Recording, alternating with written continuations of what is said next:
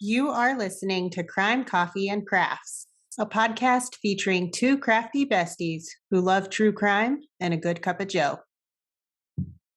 Hello. Hello. Yeah, it's 26 degrees here. I didn't even check what the temperature was. I probably should, so I know like how cold it actually is. Feels like 11. I hate it when it says that. But it is 22 and the high is 47 today. So almost double yesterday. The day before it was like 60 something degrees. It was a beautiful day. And then all of a sudden it was like winter storm. You're like, ah! Yeah. Well, we had tornado watch or warnings. Yeah, you had a wild ride. And it was so windy. I felt like my roof was going to blow off. Which tornadoes Power definitely went do out. that. That's scary. Oh yeah. Luckily, I have one room in my house that has no windows and is in kind of the middle of the house. It's my bathroom. So, well, did you hear about those two kids that they survived the tornado, a recent tornado? Oh no. Where was that? I feel like it was in Kentucky. I think it was that big one in Kentucky. Oh yeah, they had the tornado through everything. Yeah, the grandma, I guess, was watching them, and she put the toddler and the baby, the infant, in the bathtub. Yeah, that's the safest place to be. Bathtub got ripped out of the house and landed upside down. Holy and protected the kids. Yeah. And I'm just like, wow. That is the coolest thing I've ever heard in my life. But yeah. Anyway. Oh, we probably can turn that off. Oh. We had a heater going. Oh. Mine's not warm yet. It's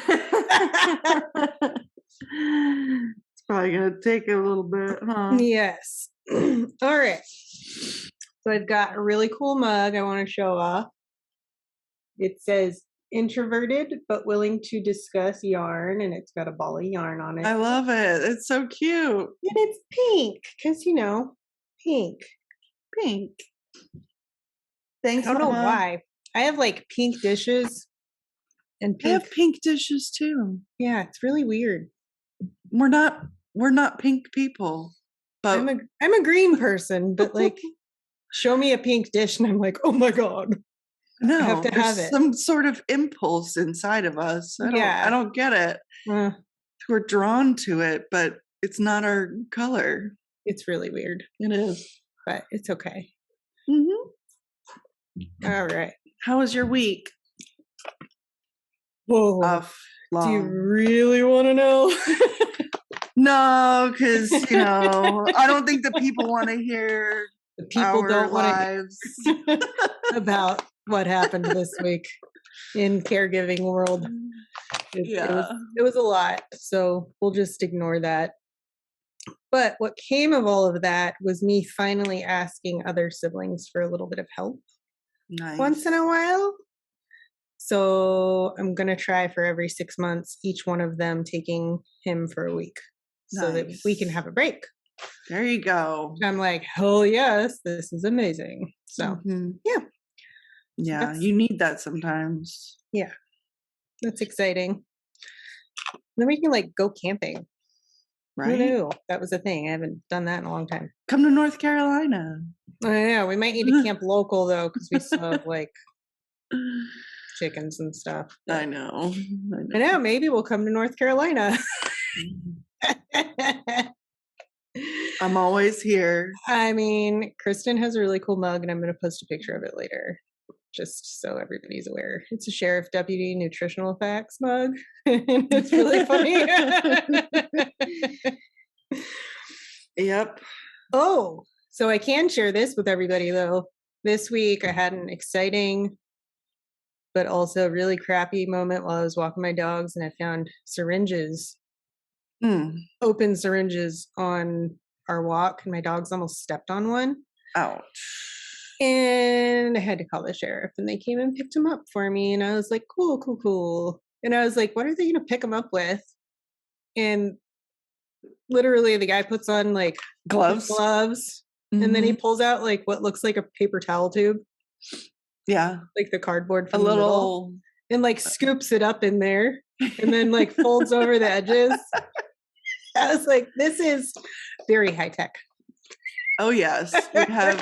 We have very high tech ways of cleaning up drug needles. I'm like, good grief. Hopefully I don't ever find any again, but I hope not. I hope literally you don't in that area. What we basically said was like, it looked like somebody was driving down the street and just tossed them out the window. Tossed them out the window. Yeah. So that's disturbing. It happens. So my hashtag for that was don't shoot up and drive, because it's kind of dangerous. Anyway, so my coffee for today is a local coffee.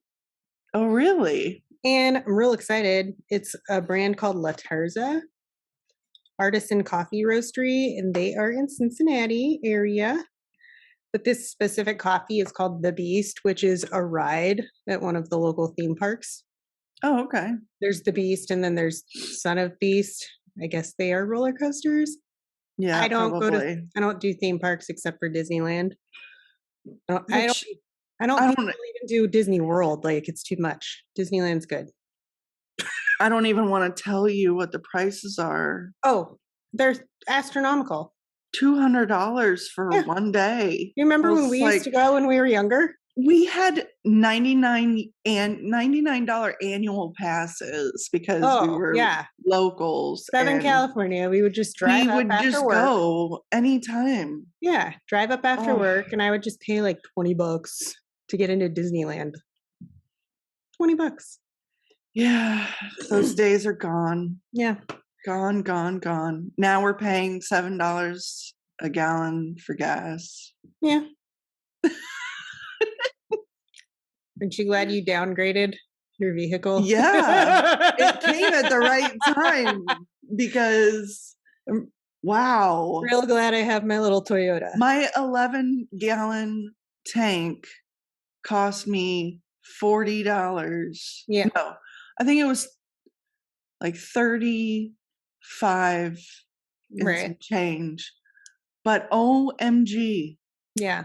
But also, no, it was 45.30. I'm just really glad that we live in a place where, okay, I'll pay that much for gas. We're not running for our lives because we're not in war right now. Shit. We're not in a war zone. Yeah. Because that's scary.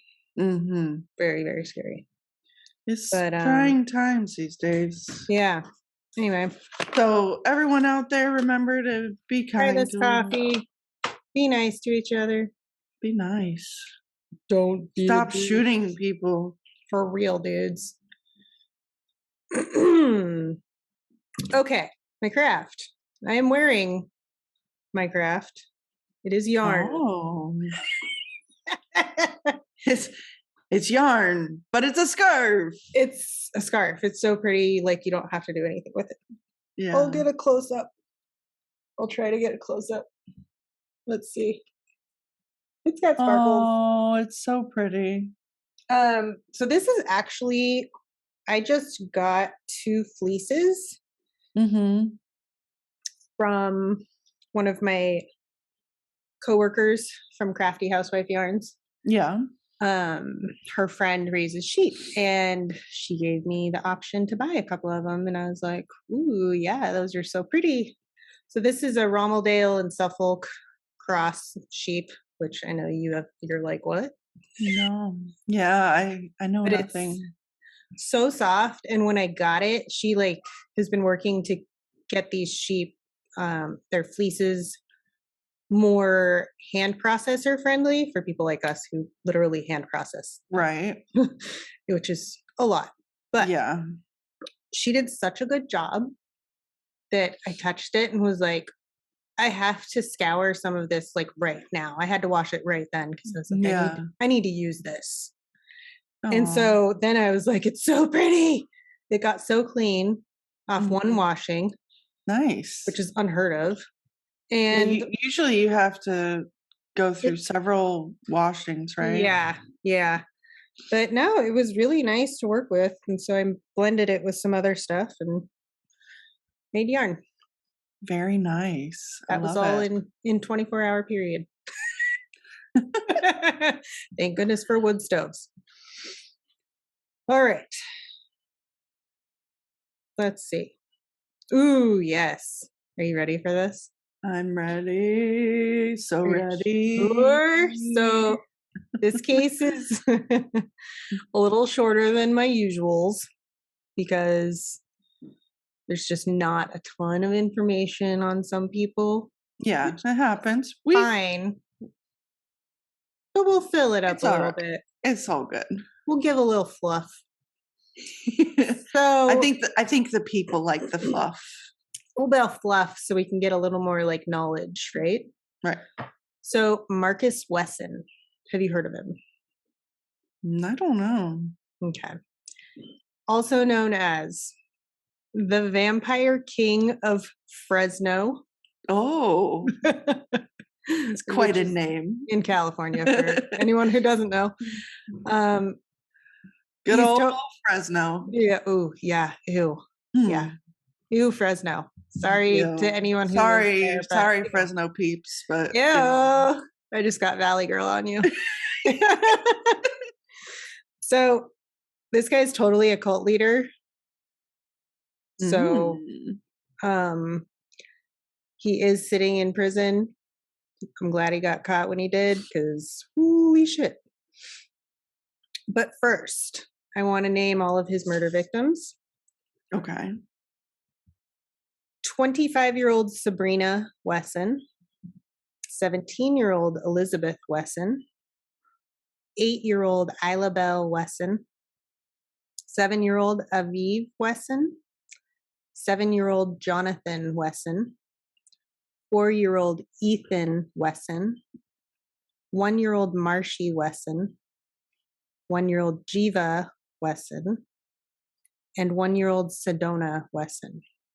Holy crap. Were they his siblings or his kids? So you might have noticed they all have that one thing in common. The last That name. last name. They were all his own children. That's awful. And some of them were also his grandchildren. Okay. Yeah. Mm. Let that sit in a little bit. So I said also, yes. Okay. Disturbing. He had babies with his babies. Hmm. He also had babies with his nieces. Oh. What a. Oh. Pretty much, right? Exactly. Pretty much one of the most fucked up things I've ever heard. I But have no words. the entirety of this episode is basically like the shit that horror films are made of. Right. So disgusting. All right. So Marcus Wesson was born August 22nd in 1946 in Kansas. He's the oldest of 4 children born to Benjamin and Carrie Wesson. His parents raised him as a member of the Seventh-day Adventist Church, which I could say a lot about, but I'll hold my tongue for now. Okie dokie. Wesson has said that his mother was a religious fanatic and that his father was an alcoholic child abuser. His father decided the route of being a deadbeat dad was the best option, and he left when Wesson was a child. So the family moved to San Bernardino, California in the early 60s. And Wesson dropped out of high school and joined the Army, Okay. which already that just sounds scary to me, knowing what I know about him, Right. but also knowing that he was raised Seventh-day Adventist. Yeah. So, and don't at me if you're a Seventh-day Adventist person. Don't even go there. Just no comments. Yeah. He served as an ambulance driver in the Army from 1966 to 1968. And shortly after leaving the military, Wesson started a relationship with Rosemary Solorio and moved in with her and her 8 kids Holy moly. in San How old Jose. was she? She was older than him. I would imagine. That's all I know. 8 kids. I know. It was Oh, thank you. It was the 60s. So Peace, love, and war. well, and also like birth control was very, very, very frowned upon. Oh yeah. You know.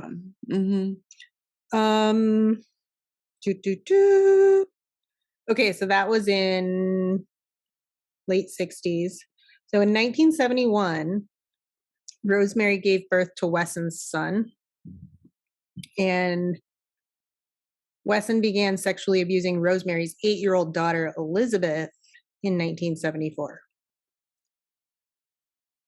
Did I say trigger warnings? I don't think we did. Warnings. I don't Let me go think back and tell so. you those trigger warnings. Sorry, guys. Cult activity, abuse of all kinds. It sounds like it. Yeah, rape, suicide, murder, and polygamy. Basically, he's a real piece of shit. Oh, yeah. So that was 1974. He began sexually abusing Rosemary's 8-year-old daughter. When Elizabeth Solorio turned 14, Wesson, who was now 27, married her, and she gave birth to their first child only 4 months later. Okay. They ended up having 10 children together. Whoa. Yeah. So disturbing. On top of all of the children they already had living with them. Yeah. One of Elizabeth's younger sisters had claimed to have a drug problem and that she wasn't a fit mom. So she left her 7 children with them. Like it just, wow. Holy moly. That's a lot of fucking kids. I think I lost track and count. Yeah, I don't even know. I don't. Yeah. Yeah. So Wesson wasn't great at working apparently, and he couldn't hold a proper job. Just wasn't his thing, I guess. So no, he was too busy. He wanted the easy way out for himself. I'm not saying this is how everybody is, but he wanted a different way. So he actually lived on welfare and made his adult children give him their earnings that they got at their real jobs. Okay. So fast forward to 1989, Wesson was actually convicted of welfare fraud and perjury. Because he was taking his kids' money? I guess. Yeah, there's not a lot of info. So Wesson apparently also moved the family around a lot, and they often lived in like really rundown shacks. They lived in boats and squatted in vacant houses. So it just... That's a lot of family to move. Not living in a nice boat like y'all did, but like fucking run down. We call them derelicts. Yes. It's a good word for him. He's definitely one of them. Yeah. Oh, yeah. This just reminded me though. Have you read Glass Castle? I don't think so. Oh, girl. I'm going to have to get you on that one. That's a good one. That's a good book. Is it in audio form? Probably. Because lately I just need to listen to things. I can't read. I'm sure you can get an audiobook. I lost my attention span for reading. Well, I mean, you've kind of got your hands full, so it's understandable. Glass Castle, this reminded me of that because of the living situation that she was often in that book, which is a memoir. So, Oh, okay. yeah. Ooh, Lord. I love memoirs. Okay. So Wesson was extremely abusive and very controlling towards his wife and children. Elizabeth wasn't even allowed to be involved in raising her own children. That's disturbing as hell to me. So Wesson homeschooled the children with his own curriculum, which is all fine and good if you have good curriculum. But he taught them from his handwritten Bible that focused on Jesus Christ being a vampire. Oh, this is a new one. This is good. This is interesting. Yeah. I mean, I've heard of him being a zombie, but not a vampire. Sorry, that's so funny. Was he kin to Lestat?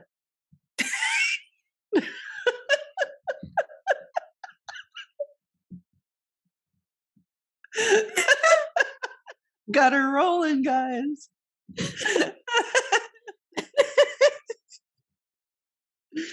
Oh, glad I didn't put makeup on today. So I just have mascara from last night. It's just leftovers. Yeah. He made the children refer to him as master or lord and told them that he was God. Well, of course. So he also was apparently a doomsday prepper, and he taught his children to be prepared for Armageddon. Okay. So, that's fine. I mean, yeah, it's normal fine for some people. to a point. It's fine to a point. There's prepping, and then there's preppers.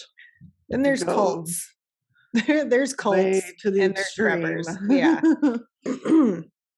So it's about to get really gnarly. Yeah. Wesson's school curriculum, if you can fucking call it that, involved teaching the girls oral sex as young as 8 or 9 years old. Yes. I want to stab this man in the ears with pencils. Right? Oh, that would be so satisfying. That would be extremely satisfying. Oh, good one. Thank you. So they had domestic responsibilities too, like washing Wesson's dreads and scratching his armpits and head. Oh, so gross. That was just gross. So it's really sad though. The girls weren't even allowed to talk to their brothers or their mom. Yeah, because he was isolating them. Yeah. Even though they lived in the same house, they could pass by each other. They were together, but they couldn't talk. That scares me. All of the children were physically abused. Wesson began raping 2 of his daughters and 3 of his nieces beginning at age 8. And that did eventually result in the 5 girls getting pregnant at some point. It's very disturbing. So disturbing. More babies in the house. Babies having babies. Fucking gross. So Wesson told the girls they would eventually become his wives as well. Because why not? Like, he seriously is like the most fucking creepy, fucked up guy you could ever meet. I can't wait to see pictures of this man. Oh, it's gonna blow your mind. You're gonna be like, what? For real? Yeah. And 8 years old seemed to be his preferred age, which is just fucking so gross. I can't even find a better word. It's so gross. Yeah. It's just sick. Ah! Sorry. Heidi picked a doozy, guys. Fucking gross. I saw it and was like, I gotta do it. Yeah. I I even like called my mom, hi mom, and was like, should I cover this? And she heard Seventh Day Adventist. She was like, yes. But he really went off the rails with his religion. Yeah. He took the wrong parts of everything Yeah. and made his own little thing. It just goes to show you that people will interpret what they want. Oh, for sure. For sure. So now we're going to get into the murders. Murder. So Wesson had previously stated that he planned to move his daughters and their children away from him, close to where Wesson's parents lived in Washington State. But on March 12th, 2004, several of Wesson's family members, including his two nieces who had rebelled against him and ran away earlier, arrived at his property demanding the release of their children. So, yeah. Wesson refused to hand over their kids, and they were all screaming at each other, which led to his nieces calling the cops. And all those people that he made, and they couldn't overtake him. Okay, but no, they believed. They were so brainwashed. Right. This is all they knew. They didn't go to school. They didn't leave the compound. They didn't have outside experience. They had no outside source. So they had Stockholm syndrome. They had zero knowledge of anything other than what he was teaching. Yeah. Which that is a cult leader. Oh, for sure. 100%. And yikes. Oh, one of our old customers at Red's, her daughter got like kidnapped into a cult. Oh, really? Yeah. And impressive mom went and like found her kid and like ripped her from the place. Yeah. Good. Ooh, scary stuff though. So Fresno police were dispatched to the home to deal with what they were told was actually a custody issue. Which in reality, that's what it was. Yeah. But when they knocked on the door and Wesson answered, Wesson just looked at them and told them to wait at the door, and then he disappeared inside the house. Now, this is where it's a little bit confusing. Yeah. Because there were different versions of what happened next from witnesses versus what the police said. Gotcha. Which we'll get into in a minute. When Wesson came back to the door, he was covered in blood. So he wasn't covered in blood when he originally answered the door, but when he came back, he was. Yep. Exactly. So the police entered the residence and found 9 bodies in a bedroom that was filled with antique coffins. Now I have questions about the coffins because, like, did they sleep in them? I mean, if they were believing that they were vampires. Yeah, this is what I was wondering. Like, did they really believe they were vampires and like sleep in a coffin? I mean, I know people do that. Yeah. It is a thing. Yeah. So all of them had been shot in the eye, and then they were all stacked on top of each other in a bloody pile. In the eye? Yeah. Just, well, because it was a 22. Okay. That's one of the 22s, if anybody knows anything about 22s. They're easy to survive. Yeah. Unless they ricochet inside of your brain. Unless it's in your head, shoot through the eye, shoot through the temple, shoot through the back of the head, whatever. Unless you use a hollow point. Which is, important to know. If you want to shoot somebody. If you live on a farm, that shit is important to know. Yes, that is true. Okay. So the bodies were all still warm when they were found, which means this just happened. Right. But the Fresno police officers testified later that they did not hear gunshots being fired shortly after Wesson told them to wait at the door. But other witnesses present at the standoff testified that they did hear gunshots fired at that time. Huh. Right? It's weird. That is strange. And very confusing. Yeah, I'm rolling all of these thoughts in my head right now because I know 22s are not as loud necessarily. Yeah, but you would still hear it. Unless he had fashioned some kind of silencer.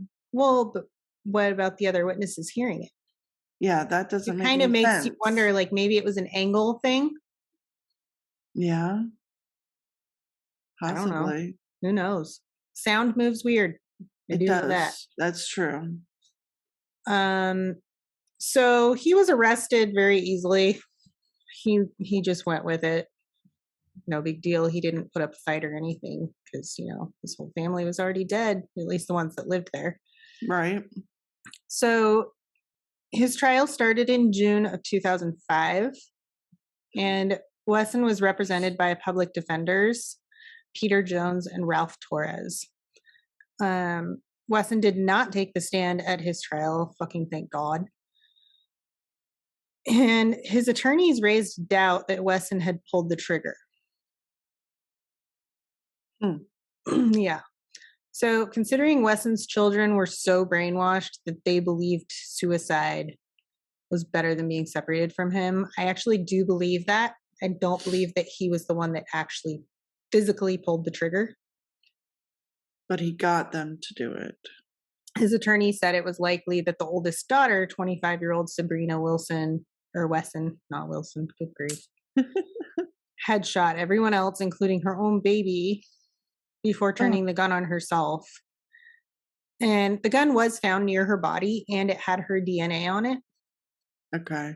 So it's plausible. Right. And it really is one of those situations where, like, this is a cult.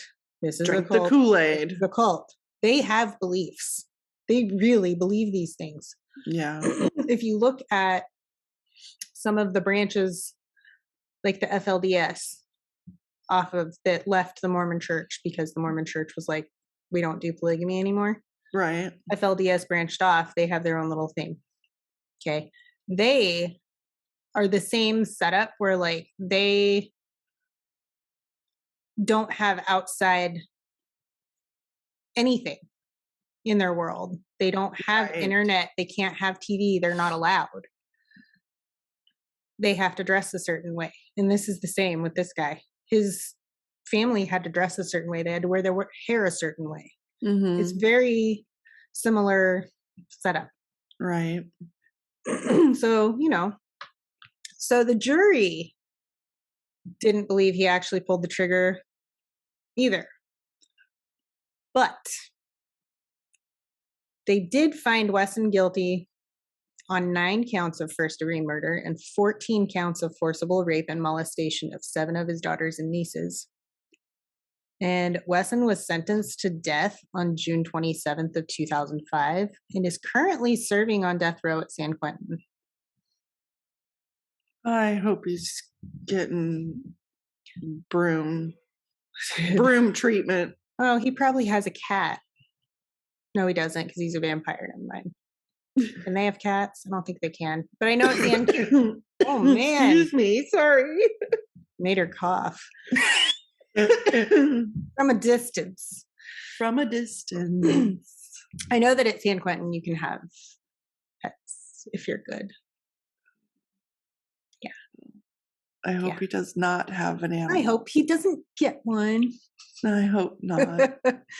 So Wesson's surviving children have struggled to move on with their lives, obviously. Like, yeah, that's coming out of that, yikes. And all of that is learn about the real world. Yeah, it's all chronicled in part in the book Where Hope Begins, which I have not read. I just found out about it like yesterday, but I want to get it. By Alicia Sofios. Hmm. It's called Where Hope Begins. And in 2011, Gypsy Wesson, at 27 years old, became the first member of her family to earn a college degree. Good for her. No, that's amazing. Awesome. Yeah. Let's see. So I've got 5 examples of American cults that have exerted undue influence on members. I got this off the Google. The googly machine. The googly machine. Sometimes with fatal results. The People's Temple was from 1955 to 1978. The Branch Davidians, which I'm sure everybody has heard of, 1955 to 1993. I didn't know it was around that long. Wow. Sullivanians, never heard of them. 1957 to 1991. It's amazing how far back some of these went. I had no clue. Yeah. Okay. Children of God, Family International, 1968 to present. Oh boy.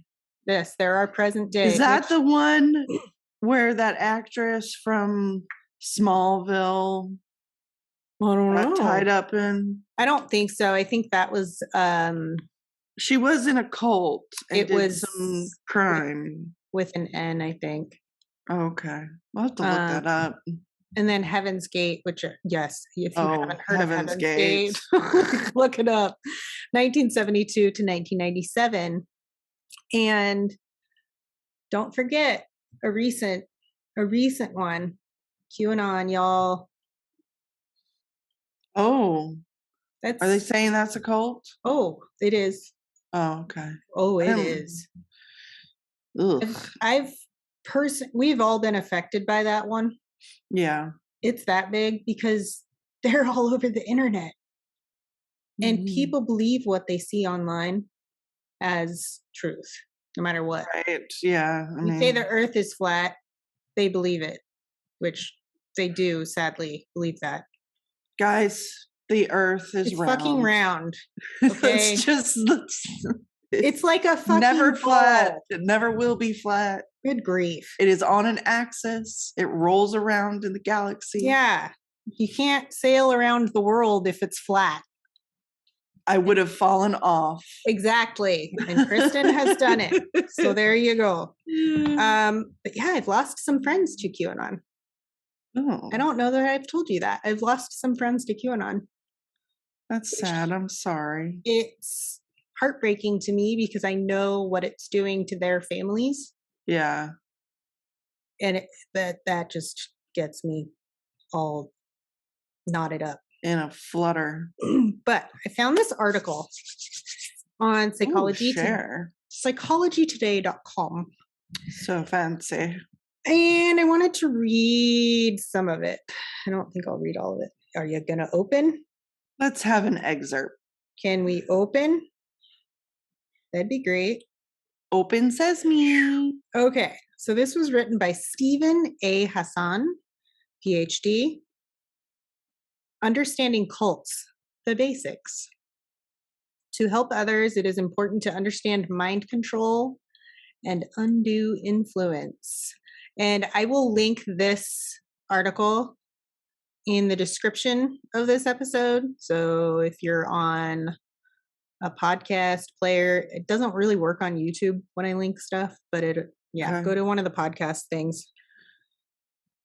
It'll be in there. Good Pods is a good one. Yes, it is. So key points that you'll see. No one joins a cult. They are recruited by systematic social influence processes. Basically, they mind fuck you into joining. Right. Okay. It's like a gang. Yeah, basically. It's gang mentality. Mm-hmm. Destructive individuals and cults use deception and undue influence to make people dependent and obedient. Mm. It's interesting. Mm-hmm. Not all influence is bad. There is a difference between due and undue influence. And cult leaders are typically malignant narcissists and want people who will be obedient to them. Right. Yeah, I would So- definitely say that a cult leader is always going to be a narcissist. Right, yeah. So, have you ever had an experience with a cult or controlling relationship? Have a friend or family member caught up in a black and white, all or nothing conspiracy cult, QAnon?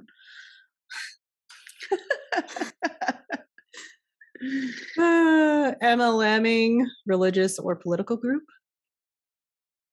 To help them or yourself, you need to learn how the mind works and how people can be programmed into a destructive, authoritarian cult. Not all are destructive, some are benign. But there are quite a few of them that literally just ruin your life. Yeah. Take everything. Yeah. Make you do everything. Yeah. So hitting up that vulnerability in recruitment, the part where no one joins voluntarily, there is a lack of informed consent. And consent is key to everything. If you're not consenting, it's being forced upon you. Yes, and that goes for a lot of things. A lot of things, most things in life. Yes, everyone has vulnerabilities. Possible situational vulnerabilities include illness, the death of a loved one, breakup of an important relationship, loss of a job, or moving to another city, state, or country. You're making new friends. Oh, I met this really nice person at the grocery store and they invited me to this party. Mm-hmm. Air quotes. Like it's scary. You have to be super careful. Oh. So individual vulnerabilities may include high hypnotizability, strong ability for concentration and vivid imagination, learning disorders, or autism spectrum disorders. Excessive use of hypnosis, meditation, and other activities can induce an altered state of consciousness. These, in turn, increase susceptibility to being recruited by a cult, unless there are strong critical thinking, media literacy, and good supportive network, which can help a person stay grounded. So, like, if you don't have a good support system, basically, you're more susceptible if you don't have a strong mind. And you don't have that support system. It's really scary. Other risks consist of learning and communication disorders, drug or alcohol problems, trauma. Any kind of trauma does affect you. Mm-hmm. For sure. Unresolved sexual issues and certain phobias. So there are even recent 21st century contributors. No. Yeah. COVID-19 has caused a lot of which part of the because QAnon, people are grasping at something, anything that they can, social interaction. Yeah. And I online. made a new friend online. Yikes. The internet is a bad place. It's good. It's really great. It has lots of things for us and lots of great opportunities, but it's a bad place too. Yep. Like, ugh. Yep. So COVID-19, severe economic disruption, which for a lot of people, this has caused that for them. I mean, it's not as severe as some other places, but for people that are used to living a certain way, that's very traumatic. Yeah. Isolation, lack of touch, social distancing, which we've all been dealing with that. Oh, yeah. Social and political polarization. I mean, fucking look at the world right now. Yeah. It's disturbing. Increased time online, which, like, what do you do when you're at home doing nothing? You're on your phone, looking at fucking Facebook, and yikes. It just zaps your brain. Yeah. We're all guilty of it. It's the way things are now. And you Yeah. have to actually like tell yourself. Well, and then these people are doing their own, again, air quotes, research Yeah. online, but they're only going to certain websites that They're feed their going conspiracies. right. I've said that for years now. It's like, if you have a mindset, you will find information to prove that mindset. Absolutely. You can find anything to argue your side of things that Absolutely. will support what you, for some reason, believe. Yep. And yeah, no common sense in the research. Nope. You just blatant, this is Yeah. how I feel. And Where did you look get at your all of these information? things I have to prove. But it's just, it's like the science behind this nonsense. COVID. People are saying, well, you know, blah, blah, blah. Masks are dangerous. No, they're not. Who told you that, for one? Science supports them. Where are you getting your information? These are the things that I'm like, where did you actually get that information?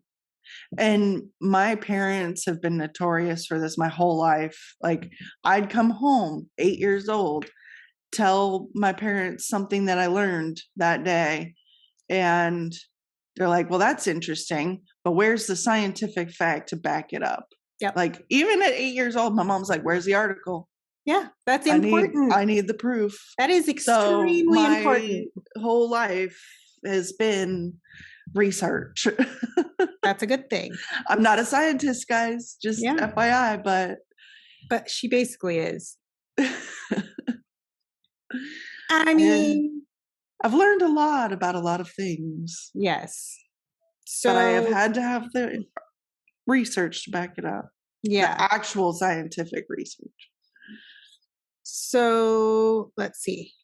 If you're in a vulnerable state, you may actually fall for one of the many recruitment strategies. Some take place in person, where you may meet someone at work, through a friend, or from a community. Or you may find yourself recruited online from social media posts, websites, YouTube videos. YouTube is the fucking worst because they don't, nothing on there is fact. I mean, we're on YouTube, but like, you can put anything on YouTube. Right. It doesn't mean that it's true, people. Can I just say one thing? Because you brought up YouTube. Yes. It is, I'm diverting, but it bothers me. There are grown-ups. Yes. Online playing with toys. Yes.